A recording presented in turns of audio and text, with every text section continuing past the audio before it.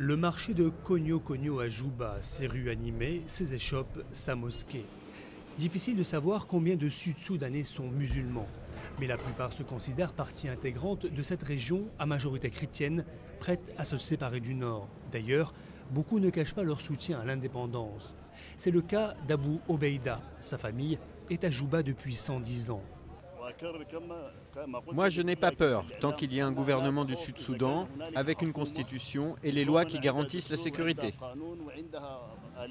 La sécurité, certains Sud-Soudanais musulmans craignent que le référendum qui se tient jusqu'au 15 janvier n'aboutisse à un État où ils ne seraient plus les bienvenus. Mais les assurances du très chrétien président sud-soudanais en ont rassuré plus d'un. Salva Kiir s'est engagé à ne pas faire de différence entre musulmans et chrétiens.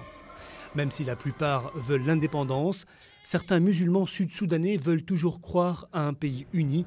Cette opinion, on la croise surtout chez les étudiants originaires du Nord, sans doute par idéalisme. Je finirai mes études ici parce que je suis venue pour ça. Et je me sens libre ici, c'est mon pays. Et tous les gens ici sont mes frères et mes sœurs.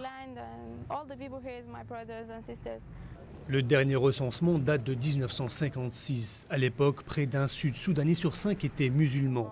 S'il devient indépendant, le nouveau Sud-Soudan sera très majoritairement chrétien. Reste à savoir quelle place les dirigeants donneront à la religion dans la nouvelle constitution.